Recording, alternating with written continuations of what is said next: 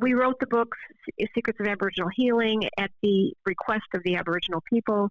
And I was really shocked to see that book, it's now in 45 countries. It just resonates with people. They can feel when it feels right, when it feels truth. Robbie Holz, Holz Wellness. The whole point is to thrive in body, mind, and spirit. I talked with Robbie years ago about her experience with Aboriginal healing. And I wanted to reconnect because right now, healing through various means of, in terms of the abstract way we look at healing, not going through Western medicine, that's helpful, but going through how your mind, what you're thinking, your thoughts, your soul, your spirit, all of that factors in. And Robbie is an excellent example. I also wanted to say, last time we spoke, when we were dealing with the Aboriginal aspect, that morning I heard, laying in bed, in the pillow, someone said my name, and it was clear, it was crisp, feminine voice, female, Wendy. And it was like, oh my gosh. So I felt that was my connection and kind of a signing off, because they are so telepathic and that's how they work, that it was, kind of an affirmation of what we were talking about. I have that same sense today, and you have done so much since then. I wanted to catch up and just give you a chance to say, here I am. Look what's new. How's that? I love it. I love it. I love that you got that Wendy. Yes. So, there's, piercing through the veil. That's awesome. Yeah, that's cool. Yeah, no, there's a lot. I mean, I think both of us, there's a lot that's been going on since we last talked, but that's probably true for the planet as well. I think what I've became more aware of is how to really connect to the other side of the veil, and you really develop a stronger connection to my guardian angels and my spirit guides, and working with Gary, who's deceased, on the other side, and Aboriginal healers, that sort of thing. And really sort of showing people how it makes a huge difference when you allow them to help you, but they can't really step in unless we ask, because it's a free will planet, and we learn a lot from our pain. Is a very powerful teacher. There's no doubt about that. But when we allow them to assist us by asking, it is a huge game changer. That's really what the message I've been trying to get people to wake up to is, yes, you can do it on your own. That's fine. But why would you want to do that when you have someone walking by your side 24/7 who loves you beyond your comprehension and has the ability to help you tremendously if you just reach out and ask? Okay, that's what I want to tap into now, too. So for anyone who isn't familiar with how this works and what happened with you and Gary, this is a great setup to lay the foundation for your experience and your connection. So if you could recap for us what happened with you and Gary. Gary went into the outback, and he had this amazing experience with the Aboriginal people, and they gave their healing modalities and this ancient wisdom to him, because they said that it was time to get it out into the world, because we didn't really understand how healing worked, especially Western medicine, about how the mind was very involved, the soul was very involved. And so he came back dramatically transformed from that experience in the outback, and ended up using what they taught him. It's really what we would call psychoneuroimmunology, how the mind affects the body and how the body can respond to the mind's emotions and thoughts and directions. And so we wrote the book, Secrets of Aboriginal Healing, at the request of the Aboriginal people. And I was really shocked, Wendy, to see that book it's now in 45 countries. It just resonates with people. They can feel when it feels right, when it feels truth. And so then he came back from the outback and started doing what the Aboriginal people had taught him, where he could become telepathic to people's thoughts. He could see inside the body. He could see auras. He could see energies. He could see the spirit guides and angels around people and start communicating with them and really develop that. And I have to say, I married him after he came back from the outback, and he was so incredibly gifted. I didn't develop those gifts in myself because it was so easy to just trot over to Gary and ask him those questions, right? And cheating. Yeah, I know. So, but when he passed in 2007, and we knew he was going to pass, they told us that he was going to be leaving, and he passed in 2007. What I didn't expect was that he would show up every morning at exactly 8 o'clock, and that sort of woke me up to, first of all, recognizing his energy pattern and what that looked like, and started communicating with him. I'm sure it was very primitive in the beginning. I was using his ring on a chain to, like a pendulum. Uh-huh. And it started developing over time to the point where I was able to communicate to him and to the other side of the veil and really develop a relationship where they could communicate to me. I became sort of what I would consider the human member of a healing team, where I worked with an amazing team from the other side that included archangels and Gary and Aboriginal healers, and different spirit guides would come in depending on who I was working with. And I would work with people all over the world remotely. And then I just kept developing that ability. And then what they wanted me to shift into next is they asked me, the other side of the veil asked me to put out a couple of books on how anybody can do this. Anybody can. We're designed to be able to communicate. We're designed to be able to feel this guidance. Everybody does it differently. And so I put it all together in two different books. One is more for mainstream, Angels in Waiting. It talks about different, I think, fascinating examples of people who came to me and, how they developed different abilities, how the angels worked with them. But the more, I think probably what your listeners would be more tuned into is the Vibrant Living. It's a 60-day guidebook with like a page or two for each day. Just here's the bullet points. Here's how you do this. Here's how you communicate to them. Here's how you really increase your ability to communicate to them, to raise that vibration, raise that frequency, because we're doing it constantly. And the higher your frequency and vibration, the easier it is to communicate. And we're raising it or lowering it with what we're eating, listening to, watching, people were around. And so the book gives all of that information so that you can start developing this really awesome connection and relationship with your guardian angel who is with you always, and start not only developing that relationship, but start utilizing their tremendous help. And the guardian angels are the easiest to communicate with. They're with us 24/7. We don't outgrow them. They're always there, and they love us. We can't even begin to imagine how much they love us. And they really want to help, and they can do tremendous assistance when we ask, because it's a free will planet. They're not going to just step in. And they also have to have permission from the soul's intention. What does the soul intend, But it's tremendous. To me, it's a huge game changer. I can't even imagine, just as an example, I was doing a lot of consultations, and the books were taken off, and life just kind of exploded on me. And I'm like, I don't know how to deal with all this. It's a lot, and I want to be of service and help people, but it's just too much. So I just handed it over to my team and said, well, guide me through this. You help me. So they said, close the office down for today and go for a walk. So I did. The next day, they're like, get rid of this. You don't need that. You don't need to do this. Go to this conference, but don't do this one. They just guided me. And we all have that connection, that intuitive guidance. That's our GPS, that intuition. And I handed it over to them. And so since then, they have guided me on to have a balanced life, because, you don't need to be doing this if you're harming yourself. That's not the right way to do it. You want to do it with love, and that includes balance. So they guided me on where to put my energy, where to put my time. It's just made a huge difference. And it creates balance, which creates health and a stronger connection to them. In our society, there's a push, a drive that you're supposed to be successful by doing, always busy, always doing something. The list of things that you have to do is, from here to the end of the year. And how do that's one thing that I hear in you talking to your guides and the information you got. What was the easiest thing to, I guess, remove or eliminate? Well, I think there's fear that you need to be doing things, right? You need to be doing this, you need to be doing that, I need to be buying this advertising, I need to be buying into whatever. And what I realized is that just needs to go. That's old programming that is leaving the planet, right?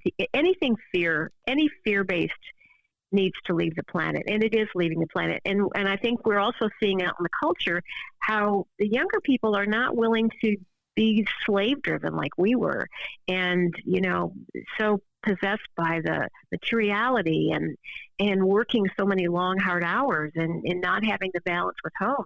So by letting them guide me, they just took off half the stuff on my desk and said, throw it out. You don't need it.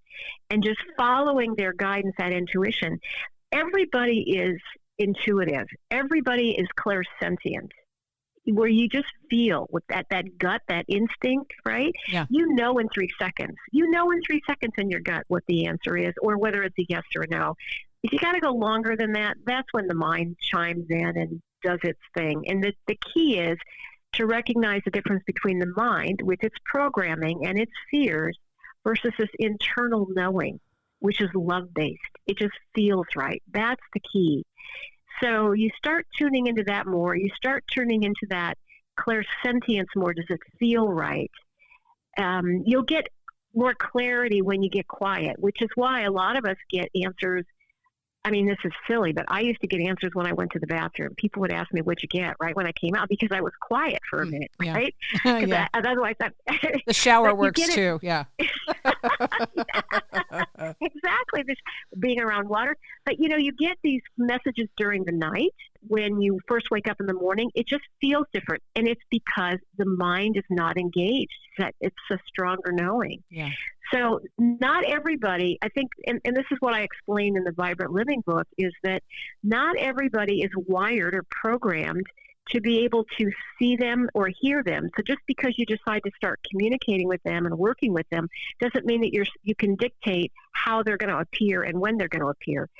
But they will start sending, if you tend to be more where you listen to music a lot, they'll pop lyrics in your head, or something will pop up on your Pandora, and it's exactly what you needed to hear. And then, or maybe you're more visual. So you might see a truck go by that says "We're out of this world," or whatever, or a billboard or something. But most people are not clairaudient, where they hear, or also the visual. But everybody is clairsentient, where you feel with your body. So you start recognizing, is this coming from a place of love, or is it coming from a place of fear? Because if it's fear, it's the mind. The mind will tell you, you have to, you should, you need to. And the guides will say, it's coming from love. Do it because it feels right. Do it because there's love behind it. That's the difference. Oh, there's a guilt trip with that. If it feels good, it's like, you're not supposed to feel good. No, it's supposed to be painful. It's supposed to hurt. Yes. Yeah, it's like, that's drama. And, and I was raised very deliberately. I incarnated into a family of Catholics because they are so good. They're masters of guilt. And so I needed to learn about guilt, because guilt it's so interesting when you talk to the guides about, or angels about this. They just see guilt as a really useless emotion that doesn't serve us at all. And it's quite harmful. It's one of the most toxic. Shame, guilt, self-hatred, those are the most toxic emotions for the body. And so guilt is really just mind programming. It's mind fear. And so that's where you start having an awareness of, it's just the way I've been raised. It's the conditioning of the culture, that it's time to let that go. And wherever your fears are, Wendy, whatever your fears are, whatever you tend to obsess about fearfully, that's what's going to show up on your plate. Because these are lifetimes where we clear out that stuff. It's like getting rid of the dust bunnies under the bed. It's time to clear it out. So what fears, and whatever your biggest fears are, they will show up. I give this example of, I lost a dear family member that I just truly adored to cancer from smoking. And I got really upset with the tobacco companies who were putting out an addictive product, and I got upset with the rest of my family members who were smoking, feeling a lot of fear, I'm going to lose you guys too. Mm-hmm. So what happened was, I kept being surrounded by smokers. Couldn't seem to get away from them, right? Until I finally realized, okay, this is here to teach me to let go of this fear. So I finally realized, okay, I may not like it, but I accept that everybody's here learning in the way that they're learning, at the pace and in the way that works for them best. And some people are learning about what happens when you nurture the body and what happens when you don't. And that's just the method on this earth school. And so my job is to just have acceptance and not try to control it, because that's fear again, right? That's right. The mind trying to control it. Let them have their cigarettes. That's their experience. My experience is to just be accepting and loving. And when I did that, the smokers went away. I didn't need it as a lesson anymore. So I had kind of graduated from that classroom. Now, trust me, I've been in a lot of classrooms and remain in many classrooms, but it's like that classroom is to help me let go of that fear. So when you ask for help from your guides and angels, thank you for, because the mind, a lot of times we know we're doing this and we know we're sabotaging, but we don't know how to get over it and stop it. So what you do is you hand it over to them, and you focus on what you want. So you're saying, thank you for helping me release this, and thank you for helping me open to love and acceptance. Now they have permission, and I guarantee every soul is going to be on board with this one, because you're moving out of fear and you're moving into love. Then they have permission to help you let go of that. So now they can give you awareness. So things crop up in front of you or around you or with people, your family, your workers, whatever, to show you what's happening, give you that awareness. And then they start surging you with energy of acceptance, of love, or forgiveness, whatever. And they start giving you these examples. They start shifting you so that you're not doing it alone. You're doing it with their help. And it is so much easier when you allow them to help you gain those insights, those aha moments, and shift out of this stuff and shift more into love. And it not only affects and it helps you, it affects the collective, it affects the planet, it affects everyone. So these are things that they love helping us with. We just simply have to ask. And all you have to do, it is this simple, Wendy, I swear to you, our minds try to complicate it. You simply ask in your mind once, thank you for helping me let go of this and open up to love or acceptance or whatever. Thank you. And then you don't know how. And I give the example of like the dog hanging out the car window. It's excited, right? But it's not trying to control the wheel because it knows whoever's behind that steering wheel has their best interest at heart and loves them and knows how to get them where they need to go. So that dog is curious and excited, but it's not trying to grab the wheel. And that's what I recommend is hand it over to them. Let them take you, guide you, and you be like that dog, hanging out the window, excited and curious, and let them bring you what you need. And they will give you pop quizzes, right? And it helps to know this is a pop quiz. Am I going to go into fear? Or am I going to go into even just shifting into neutral, right? That makes, and they help you, they make it easier for you. Again, those ahas, those surges of energy, also releasing this stuff from you, it changes quite dramatically. And once you start seeing that, it's like, oh my gosh, this is so much easier. And we're all designed to have that help. That's why we have guardian angels with us 24/7. They're there, yes, to guard you and protect you and make sure that you don't experience things your soul doesn't intend for you to experience. But they're also here to give us tremendous power. And they've told me that it's like going, and I think I wrote this I'm sure I wrote it in the book because my co-writer kept sending it back to me changed. And it's like, no, this is true. It's like you're operating on your own at like 50 amps of power. When you ask for help from your guardian angel, now suddenly you're operating at like 5,000 amps of power. Why would you not ask for their help? And some people are afraid, well, what if I end up with evil or dark entities that are helping me, and I think that they're, angels, but they're not. If you don't play in those alleys, you're not going to be bringing that to you, Yeah. And so you will it's operated out of love. It feels different, and it's and here's the cool part, Wendy. I love this because they're serving us out of tremendous love. Every time we allow them to help us, and every time we grow through their help, that allows them to grow. So it's this symbiotic relationship. We allow them to help us. It allows them to grow and also grow in love. So it's this beautiful relationship between us. And we were designed to have this help. And I think this kind of information is coming out more and more all the time because it's very empowering. Yes, you still have free will. You don't have to do what they want you to do. And there's been times when I haven't, like I've asked them to help me lose some weight or to eat healthier or whatever. And I found myself eating out of a bag of something I shouldn't have been eating out of. And I knew that, right? But I was like, yeah, I'm going to do it anyway. And then all of a sudden I accidentally, quote unquote, dropped the bag and it just spills all over the kitchen floor. I'm like, okay, I get it. Thank you. I shouldn't be eating out of this, but I can pick the bag up or get another one. But it's kind of like, no, I get it. I've asked you to help and you're helping me. Yeah.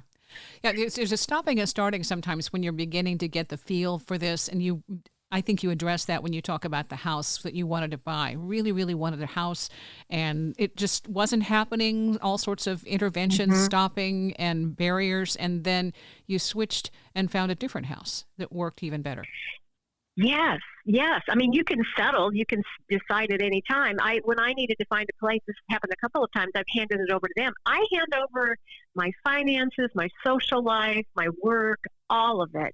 And they guide me as to what is best for me because they know better than I do. And they had a house that I had a house that my daughter-in-law had found for me up in the islands with them.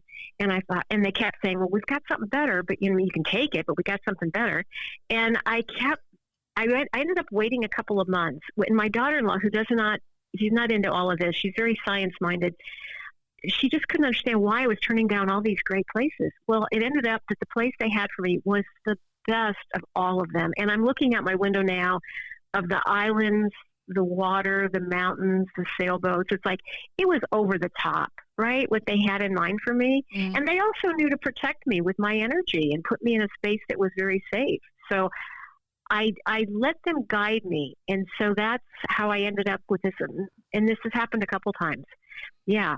So synchronicities, pay attention to them. There's a reason. There's no accidents, pay attention to it. And if you're not sure, tell them you're not sure. Make it very clear. And you'll start feeling it. Again, those messages you get during the night or first thing in the morning or that gut response, you just start getting building up stronger and stronger. It's like learning a new language or a new sport or anything different. It's a little awkward in the beginning, but you start getting better and better and better at it. And knowing we are designed this way, we are designed to be communicating with the angel, especially the guardian angels. And that's why they asked me to write the Vibrant Living book, which is really about working with your guardian angel. Sometimes you have more than one, because they are designed to be the easiest to communicate to. Yes, you can go beyond that. And I go into that in Vibrant Living, how to work with spirit guides, how to work with people who have passed over. You're not keeping them from anything. They can be by many places at the same time. Mm-hmm. So it's huge because it was cut to the point where I can't keep doing consultations with everybody that's calling. And so they're like, well, put it in a book. Put all this information in a book. So that's what I've done with, especially Vibrant Living. Not just health and not just about healing, but also how to work with the other side to have a vibrant life in body, mind, spirit.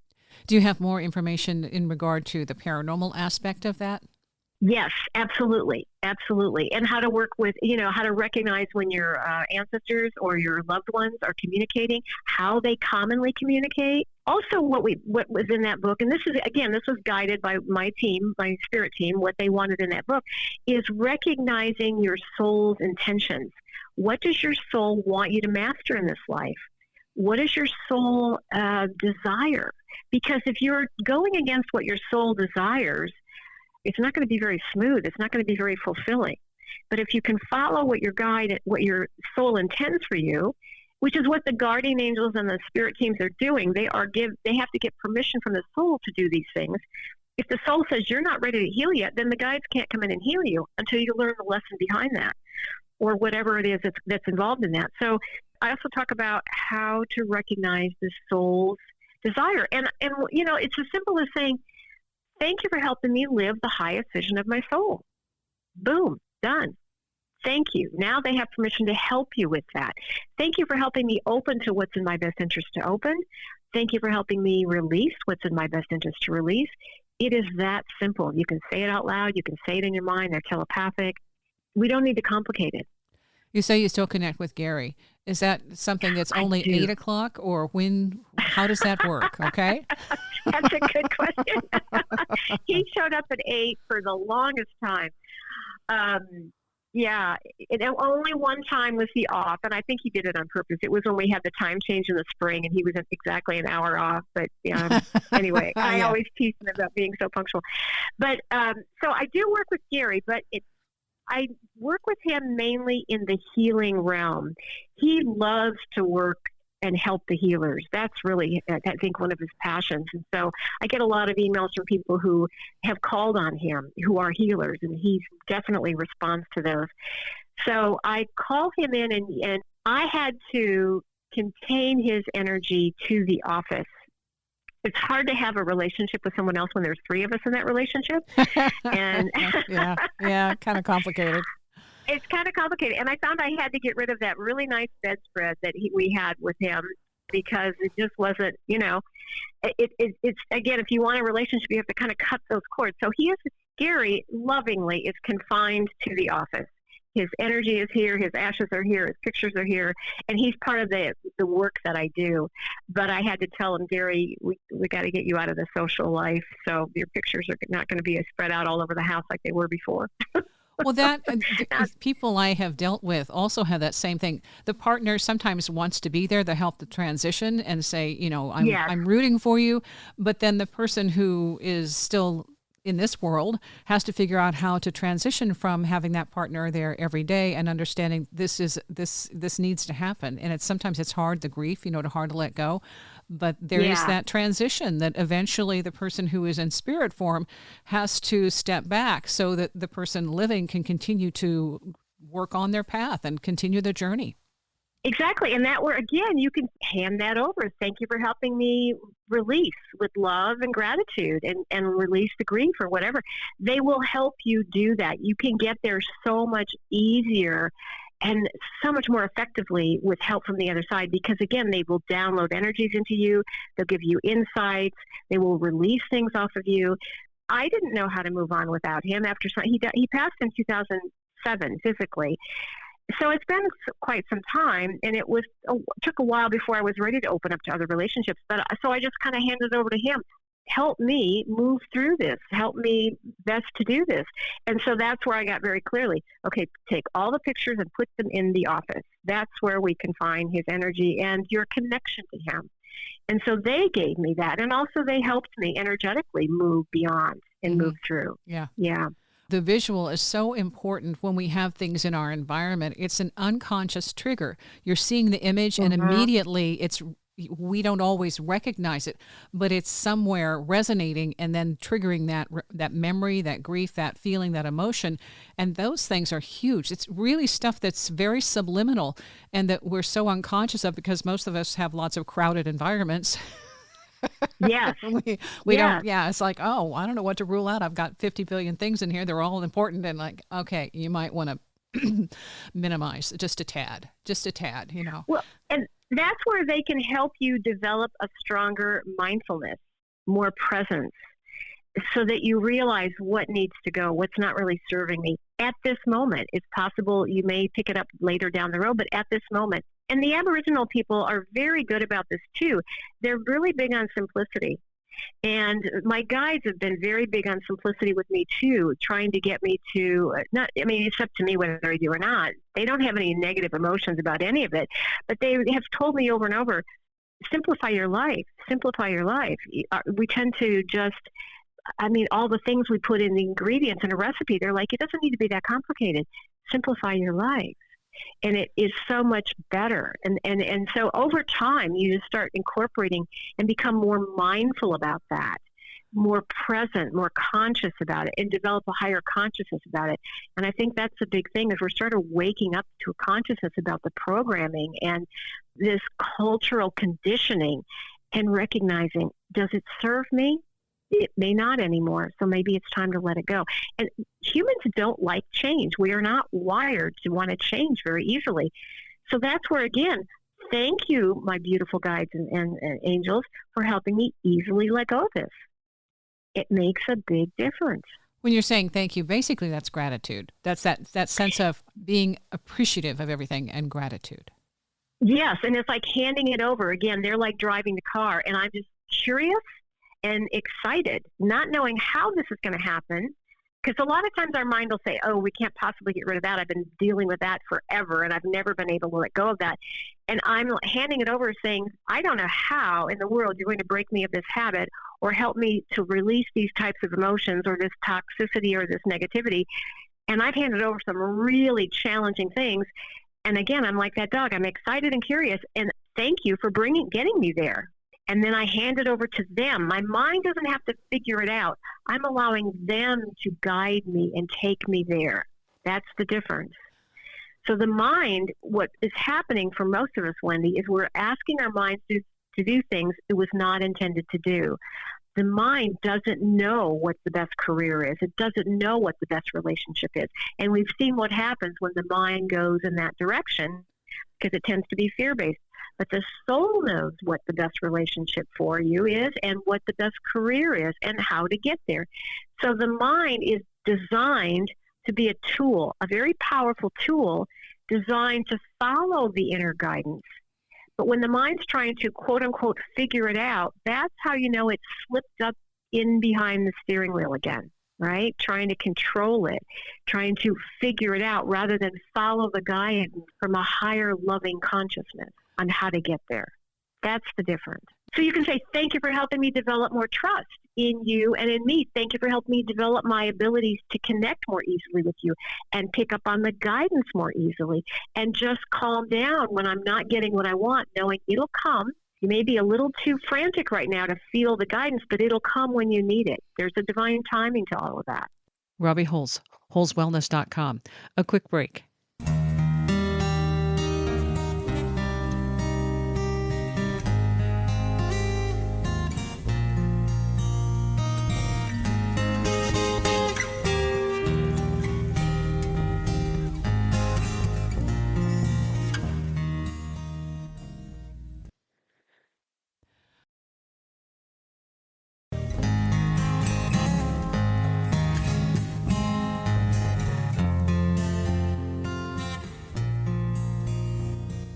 Robbie's website, holzwellness.com.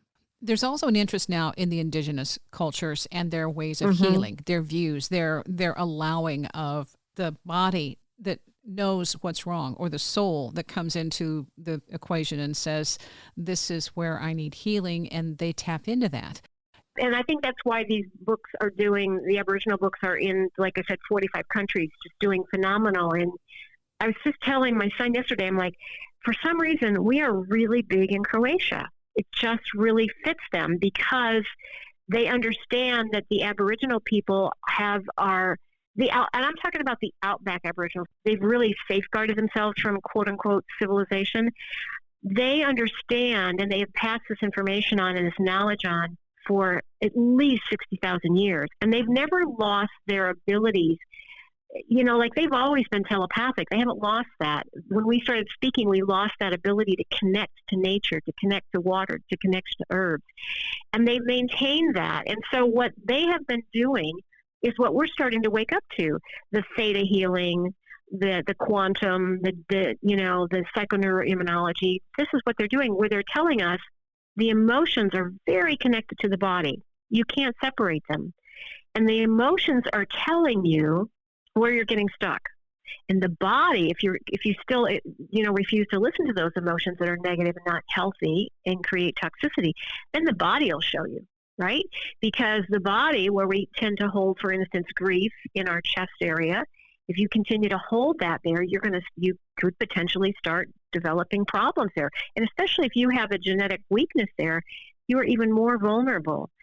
So you start recognizing what emotions are healthy and which ones are creating toxicity and problems for the body, and where this and also, the Aboriginals have taught us what Dr. Emoto's water experiments have shown us, that you create different cells depending on, is it love-based, is it fear-based? The guilt it's just this clogging of different energy points throughout the system, and it also creates a different kind of cell.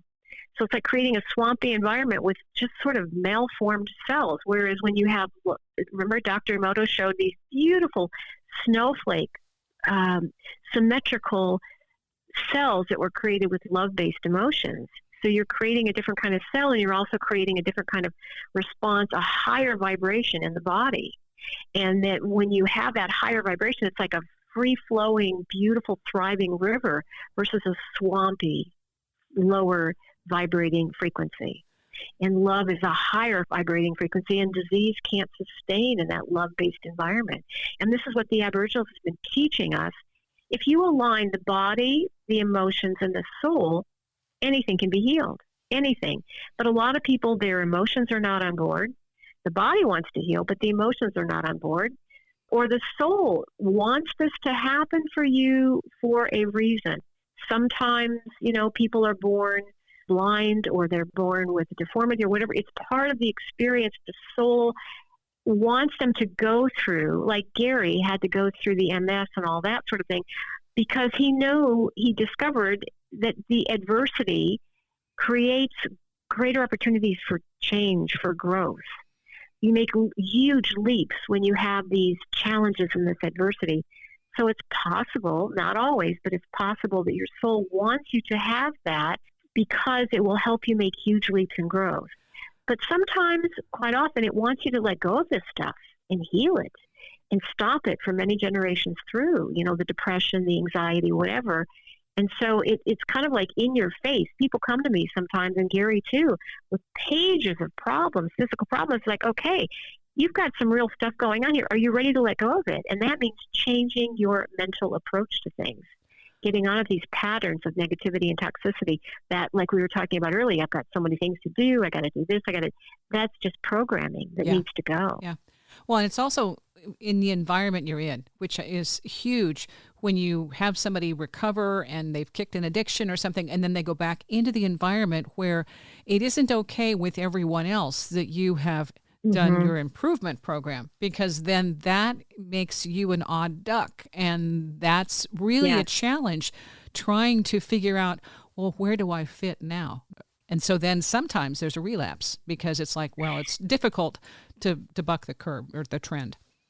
And sometimes you need to realize that it might be time to move on, right? That was kind of I tend to be very, very loyal and like, you know what? This beautiful relationship that you had with this friend served you well then, but it's not serving either one of you now. It's time to move on. It's time to experience something else. So I hand it over to them. Thank you for bringing me someone who supports me, relationships that bring me joy and fulfillment. Thank you for doing that and helping me be the best partner or whatever it is. Handing it over to them and letting them show me what works and what doesn't work. Because I think a lot of times we think we need to hang on to these relationships even though you've outgrown them. I know exactly what you're talking about. I became much more spiritual. I became vegetarian, then I became vegan. And it really turns a lot of people off. They don't know what to do with that. I don't fit in. And I tend to be more isolated. And so they're like, that's okay. My guides are like, we will bring you people that fit you. Let go of that. I mean, but you do it with love, right? Yeah. But you don't need to be with them all the time. But because the thing is, as you raise your frequency, as you raise your vibration, it's important to be around other high vibrating people. Eating meat lowers your vibration. People who are negative can lower your vibration, and we're all affecting each other. And even sometimes relationships, long-term relationships, partnerships, it's time to let that go because it doesn't fit me anymore and it doesn't fit them anymore. It's very uncomfortable for both of us. I think that language, lower your vibration, it's almost like a judgment. And in my interpretation, when we are expanding, evolving, and going outside the whatever limitation we have in our own environment, it doesn't mean that we're judging the people who we were with. It meant that that's where we needed to be, and those people are valuable, and there's nothing wrong. It has to do with a change, a shift, and needing a different form of encouragement, a different form of support, enlightenment, enthusiasm, something like that, rather than saying, because these new age groups, it's very difficult to get around that language of, well, you're negative because you have a lower vibration. Well, if I tell that to somebody that was a very close friend and, you have a lower vibration, that makes me, I think, rude. It's like I'm judging. I'm better because I have this high vibration. And so I think some of that language I'm hoping we will evolve beyond, because that's our linear thing that assigns a purpose and a value and a label to everything. And getting beyond it says it's just not the right fit for me. And please forgive me, but I need to go forward. So it's all this stuff of how do we get beyond, this role of saying that everything is bad, so we have to go to the good when it's just change, because it may not be good for everybody. Right. I love that you brought that up. I think that's so important because it's not that there's good or bad or, we need the dark as much as we do the light. Embrace the dark in you as much as the shadow as much as you do the light. It's all here to serve. But recognizing we're all equal as souls. We're all equal as souls. We're just at different levels of growth and development. And so just because you learned how to run doesn't mean that you judge those who haven't decided they don't even want to crawl yet. It doesn't, that's just where they are. There's nothing wrong with that. So allow them that. I remember one time one of the guys was telling me how people who have addictions, especially drug addictions, it doesn't mean they're not an older evolved soul, that sometimes the older evolved souls choose to come in and maybe experience powerlessness. Absolutely. So they may choose to be a drug addict just to experience that. So there's no judging of anything. And that's another thing I love about, I think that the remote outback Aboriginals are more in this higher fifth dimensional thinking, and they're showing us what that looks like, how that is lived. They don't have comparisons. They don't have judgment. They don't even have pronouns, possessive pronouns. They don't have possessive words. They don't have that. There's no contest. It's just a whole different way of being, that we're all here as one collective helping each other, and that no soul is more important or better than another. I wanted to illustrate the healing that you and Gary experienced, and I found a video. It's called The Healing Touch, Indigenous Healers Getting Results. And in one of these demonstrations, the healer works on a woman who, I think she had been in a wheelchair for maybe, at least a decade. She had multiple strokes and then was really, at that point, done. And they were looking and somehow found the healers. And she said, well, what have we got to lose? She went there and you can see the environment, the whole environment. And there's just an acceptance of you're a human being. And so you see this engagement with them, and then you see the healer work on her. And of course, the way they describe it, their language is, well, we're connected to the light. And so that brings that through. And then you see her get up and walk, and she says, well, she kept saying, get up, get up. And she's like, it's been a decade. She doesn't walk. And she said, well, she just kept saying, get up, get up. And she gets up and she's got tears in her eyes and she's astounded. She's astonished. She's all sorts of words for, oh my gosh.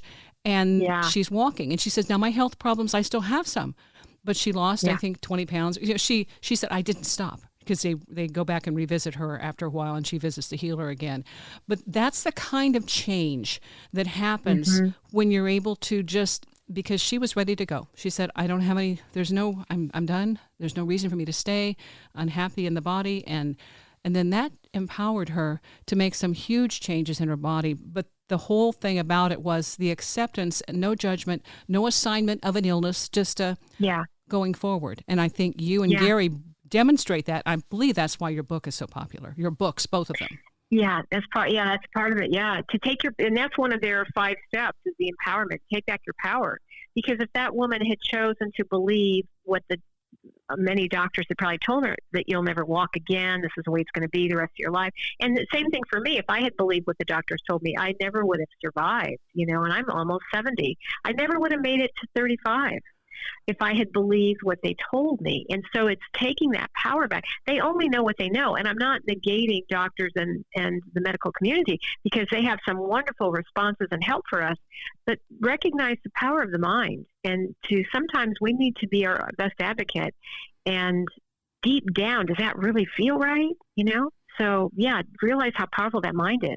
Well, it's a label. Once there's a label, then it's like, okay, either you say, that is not my label. I don't know where you came up with it. It is not my label, and I'm going to change it. Or, that's a different way of empowerment, is saying that maybe the label today, but it's not my label for life. Yep, that's right. That's right. You haven't addressed your own health issue, because that's really pretty crucial in this too. This is where you came from. And when you're saying you wouldn't have lived, can you kind of refresh? Yeah. Well, when I delivered my son back in 85, I was given a blood transfusion, because it was like a 36-hour delivery.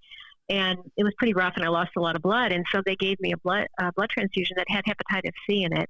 And at that point, they didn't even know about hepatitis C. They just called it non-A, non-B. So the hepatitis almost killed me, and then the experimental treatment they put me on almost killed me. So I almost died twice, and I kept surviving incredibly slim odds. And I just couldn't understand, why have I survived what few people would have survived? And that put me on this path of healing. And I started, I mean, I was in bed, I don't remember, but it might have been like 6 to 8 months. I mean, I could not even get out of bed. And I started going down the path, not knowing this was what the Aboriginal people were teaching us. We're recognizing where the mind was involved. I was into that. Oh my gosh, Wendy, I was driving in the fast lane, couldn't drive fast enough, right? People get out of my way. I got stuff to do. I'm working 60, 80 hours a week, raising a child. It was insanity, but it was what everybody else was doing that was around me. So I didn't think that was crazy. And so the body just crashed a couple times.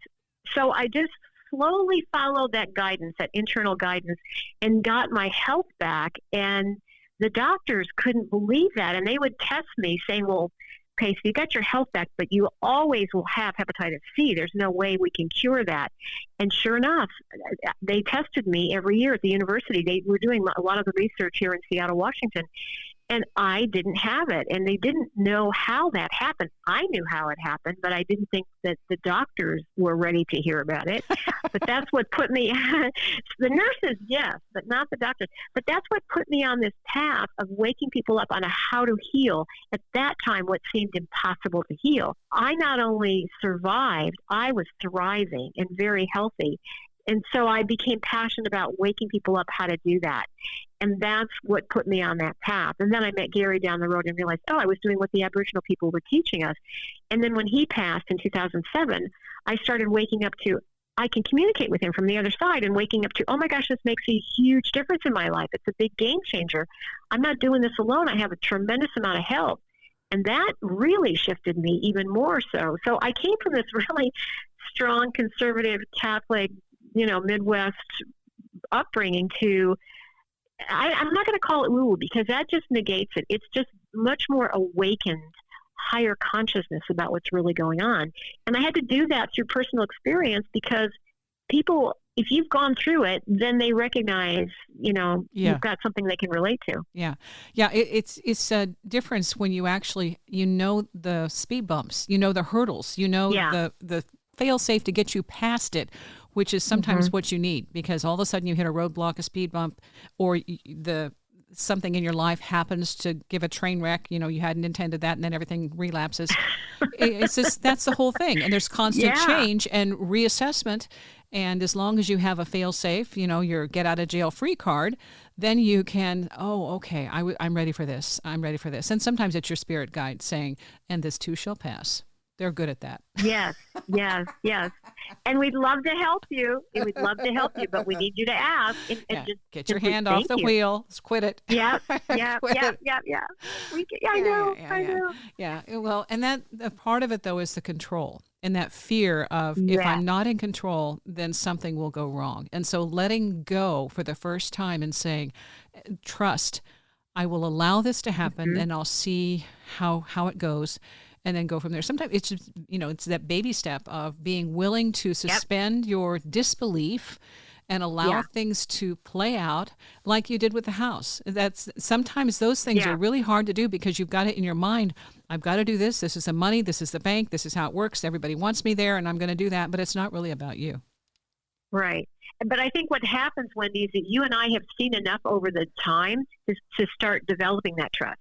Because it's like, that's how I first started doing it, is I started keeping track of all these things that are happening that are just crazy coincidences and synchronicities, right? Yeah. And you start writing these down and you realize, I am definitely getting help from the other side. Because a lot of times we dismiss it or we don't recognize it. At some point you're like, there's just no way you can talk yourself out of this. There's just no way. So I think the difference that I have with maybe some people who are just starting out in this is I've seen enough now that there's no way I don't trust. I've just seen too much over and over with people who I've talked to, the team has helped. It's just, you develop that trust. So I love that you said baby steps.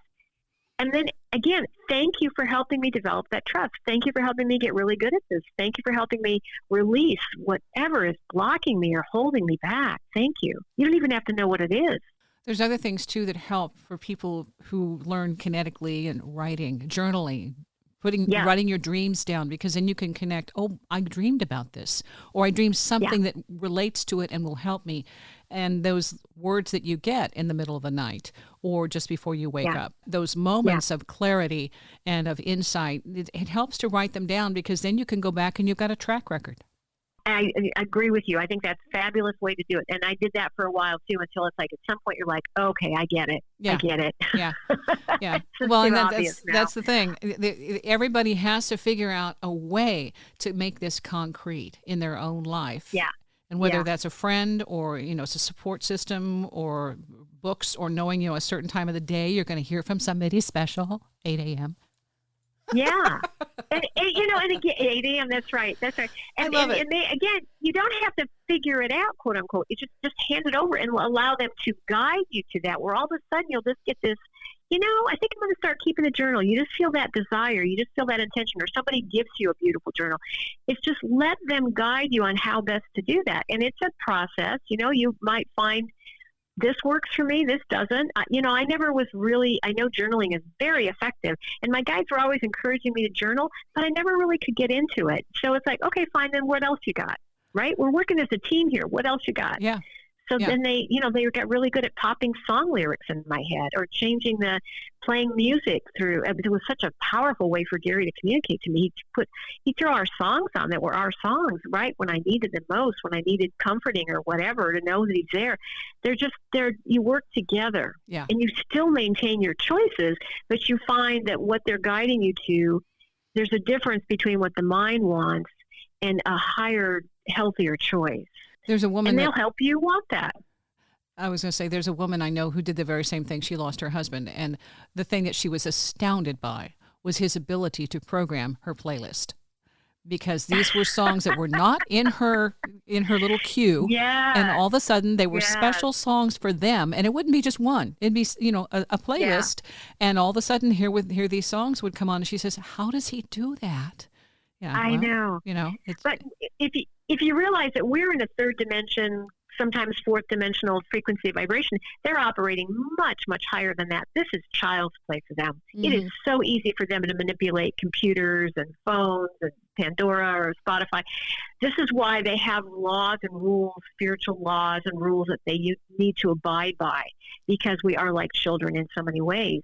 So they have to have permission. They have to do it according to, love and according to the soul's intention. And this is why they need to follow those rules too. So we may want them to appear to us at 4 a.m. or whatever and wake us up from a dream or whatever, but they have to go by what is they're allowed to do. But they are allowed to help tremendously, especially with these beautiful things like getting rid of fears, moving into love more often.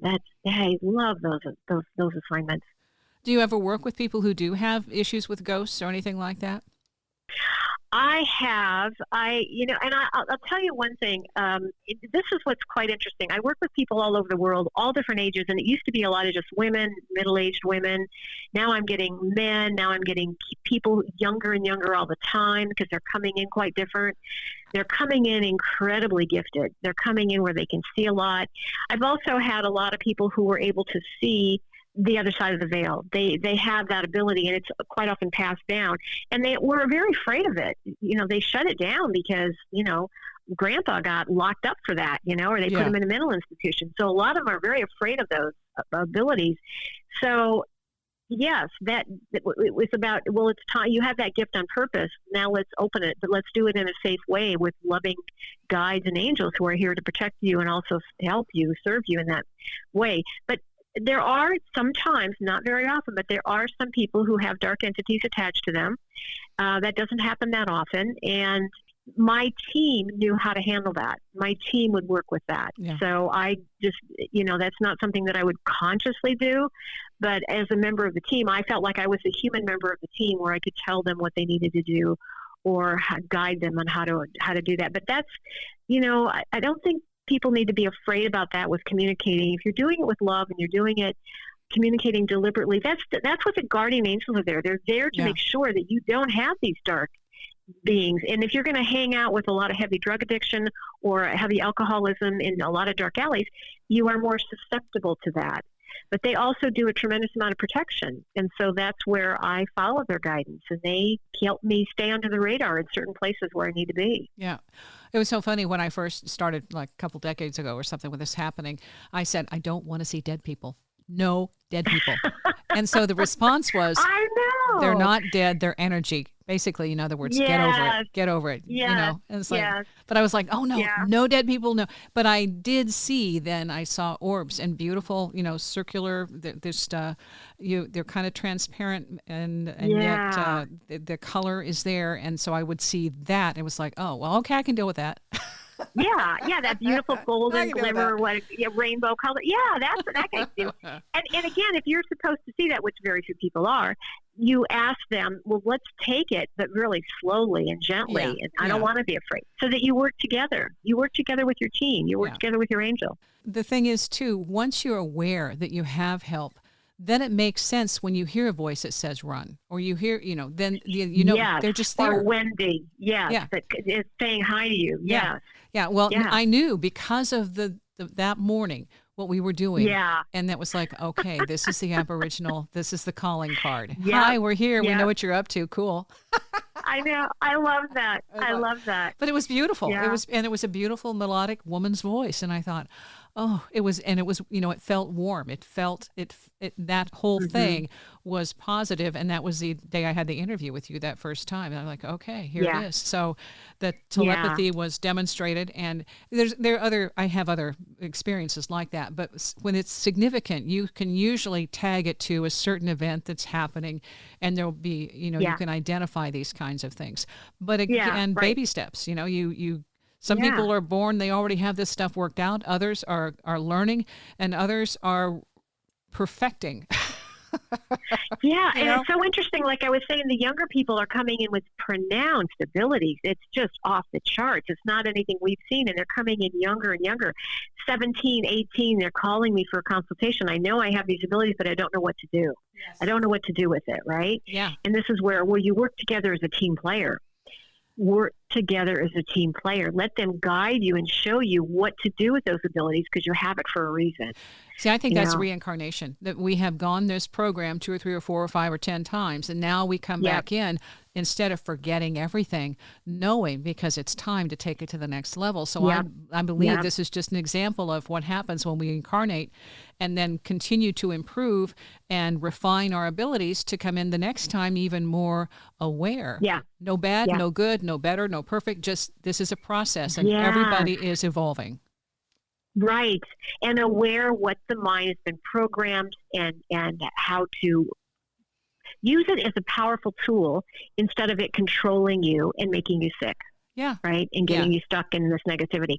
Yeah. It's time. It's time. I like the Fast Car song that they played at the Grammys.